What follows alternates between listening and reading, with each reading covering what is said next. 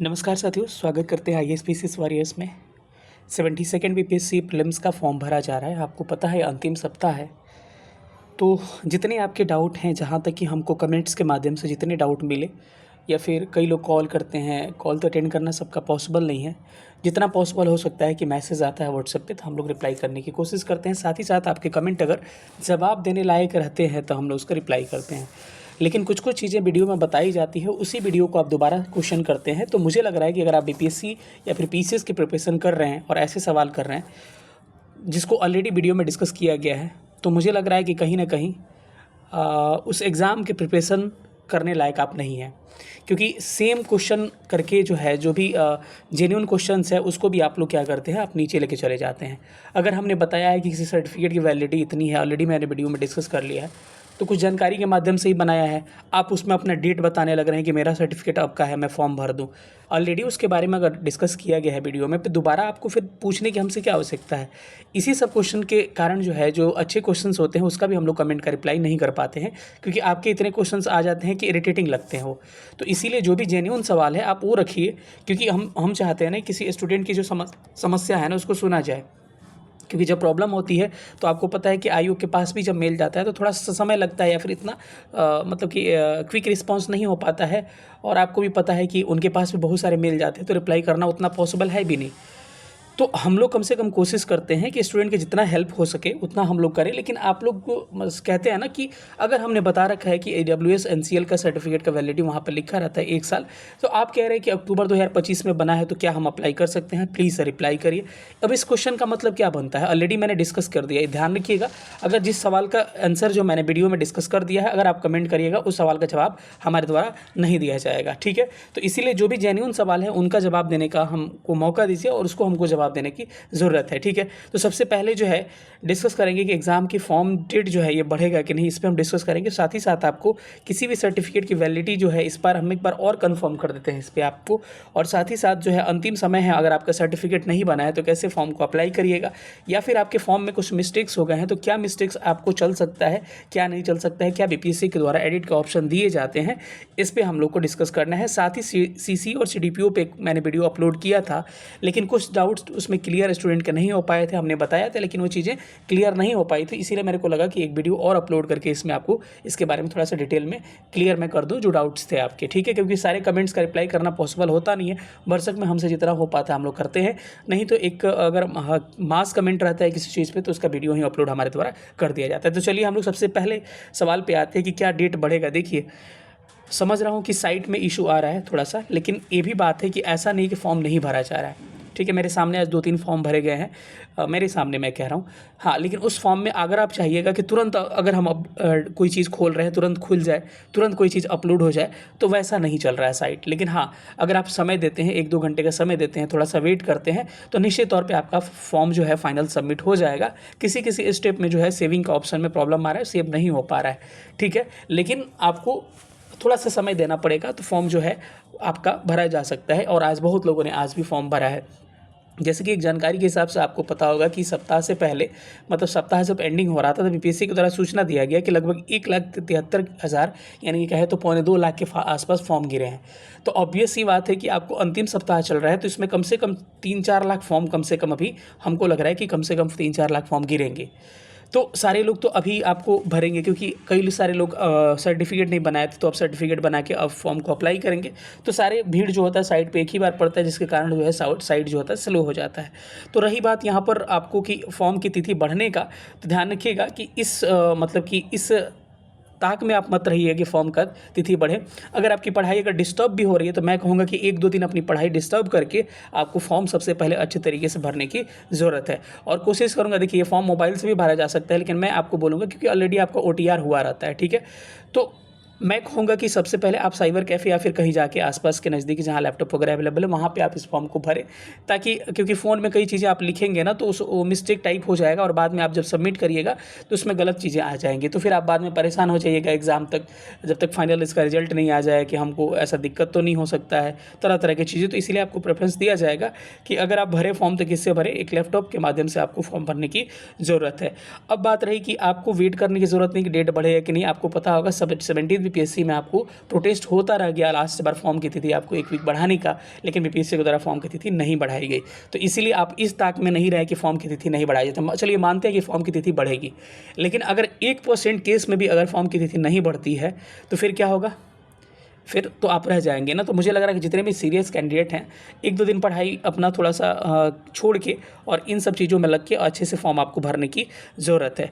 अब इसमें देख रहे हैं कि कई लोगों को जो होता है, कई लोग समझ नहीं पा रहे हैं, जिनको ज़्यादा आइडिया नहीं है, डायरेक्ट जा रहे हैं और 72वें बीपीएससी फॉर्म अप्लाई करना उसमें साइट पर जाके स्टार्ट करवा दे रहे हैं।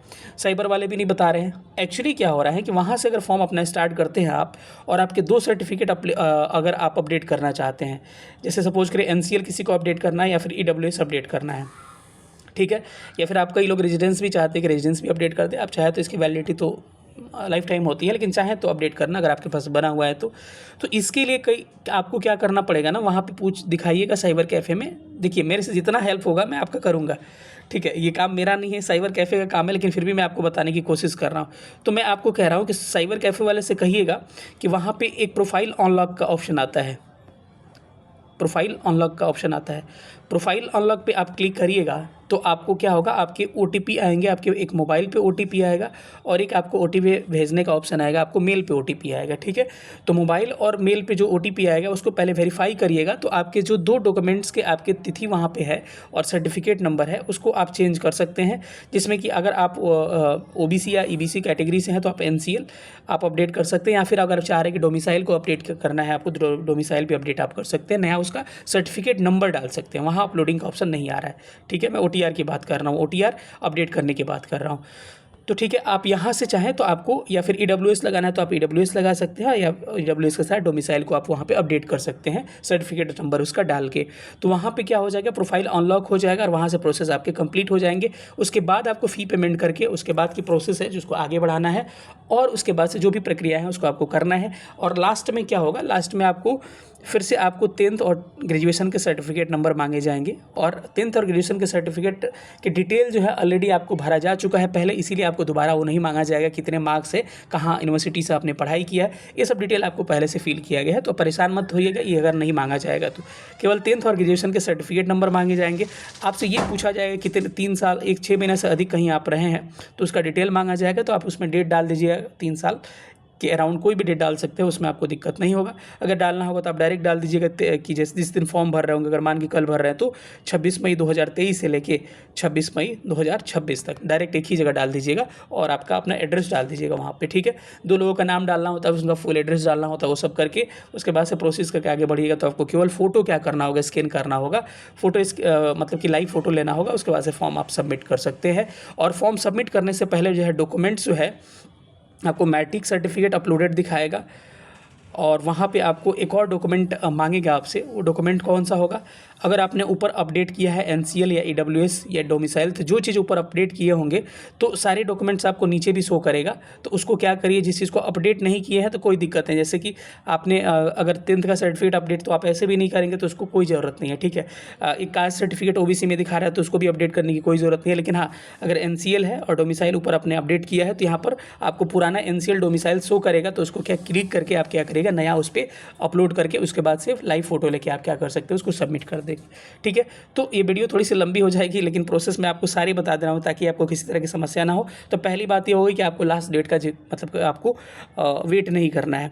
दूसरा क्वेश्चन है कि आपको सबसे पहले बात करते हैं कि एडिट ऑप्शन के बारे में। तो एक बात ध्यान रखिएगा कि बीपीएससी के द्वारा अभी तक एडिट का ऑप्शन इधर नहीं दिया गया है, और संभावनाएं कम बनती है कि अगर किसी तरह का मिस्टेक होता है तो एडिट का ऑप्शन बीपीएससी के द्वारा नहीं दिए जाते हैं। लेकिन एक बात का आपको ध्यान रखना है कि अगर बेसिक जानकारी तो ऑलरेडी ओटीआर में फिल होता है, आपके नाम हो गया, फादर्स नेम हो गया, मदर्स नेम हो गया, कैटेगरी हो गया, ये सब तो ऑलरेडी पहले से फिल होते हैं, तो इसमें तो कोई मिस्टेक नहीं होगा और यहाँ अपडेट करने का ऑप्शन भी नहीं आएगा, ठीक है। लेकिन ध्यान रखिएगा बाकी कुछ इन्फॉर्मेशन अगर सर्टिफिकेट नंबर डालने में या फिर कुछ अगर आपके एरर हो जाता है, कुछ एड्रेस डालने में थोड़ा बहुत अगर एरर होता है, स्पेलिंग वगैरह, तो देखिए बीपीएससी आयोग जो है ना आपको काफ़ी ये कोऑपरेट करता है, आपको पता नहीं है, अगर आप जाइएगा इंटरव्यू में या गए होंगे तो आपको पता होगा कि बीपीएससी के द्वारा जो है काफ़ी आपको क्या किया जाता है, कोऑपरेट किया जाता है। और किसी भी तरह की समस्या होती है तो उनको लगता है कि साइबर से संबंधित समस्या ये हो सकती है, तो आपके पास सर्टिफिकेट बस जो है प्रॉपर होना चाहिए, ओरिजिनल होना चाहिए, फर्जी सर्टिफिकेट नहीं होना चाहिए। अगर फर्जी सर्टिफिकेट होगा तब लगेगा कि आयोग कोऑपरेट करेगा, तो नहीं, आप पे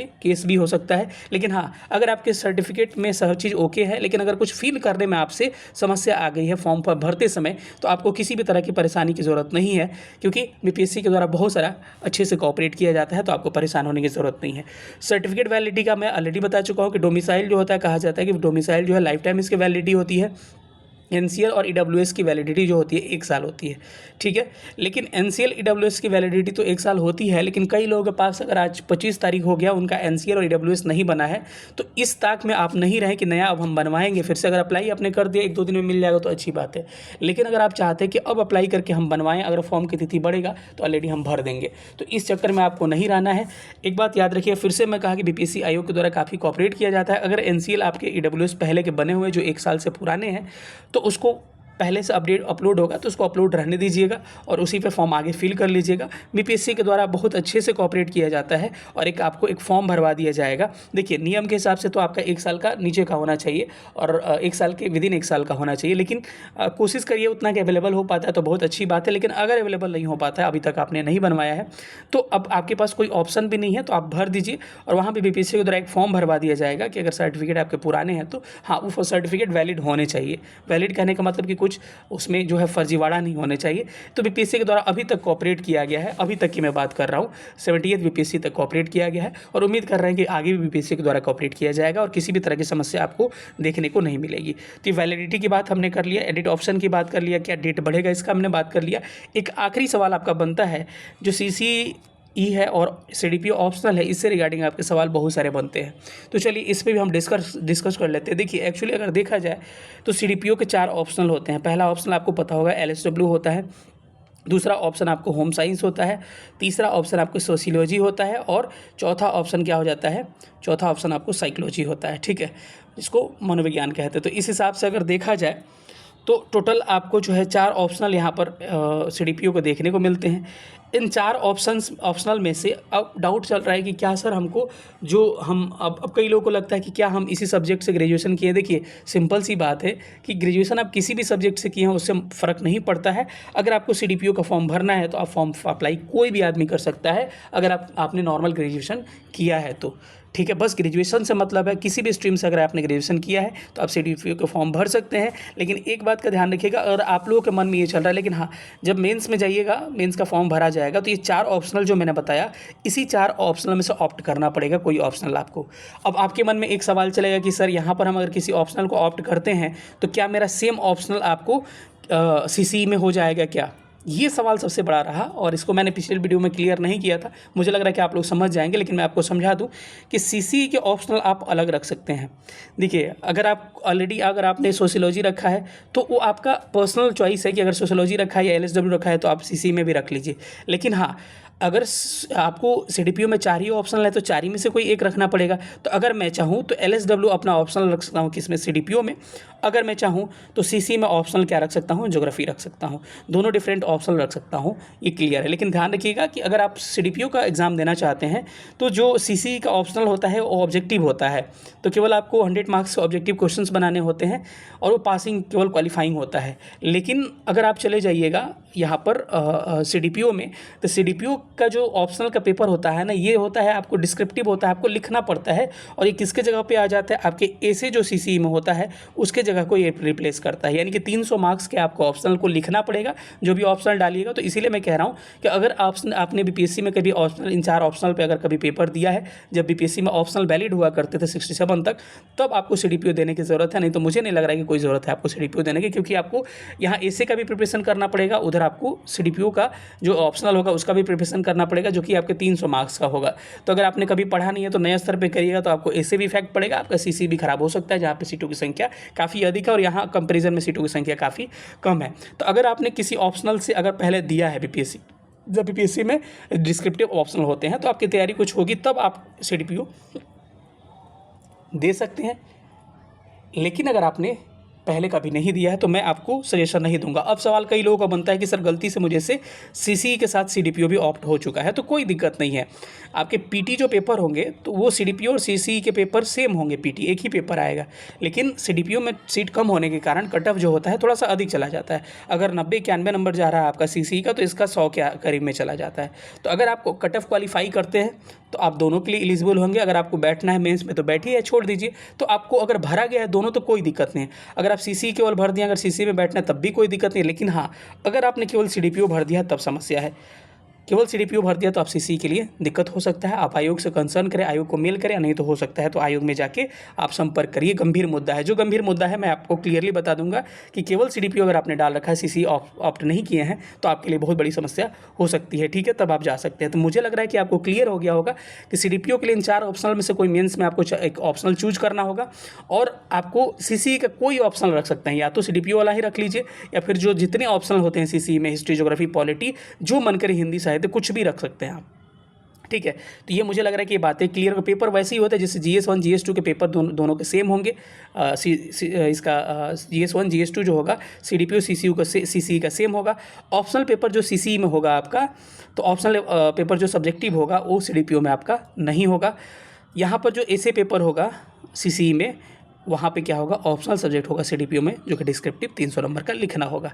तो मुझे लग रहा है कि इतनी डिस्क्रिप्टिव जानकारी के बाद से आपको किसी तरह की समस्या अब नहीं आएंगी, सारे आपके डाउट्स क्लियर हो गए।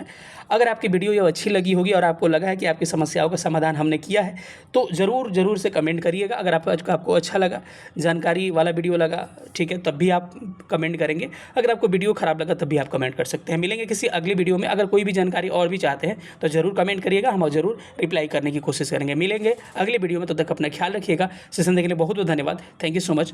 जय हिंद, लव यू ऑल।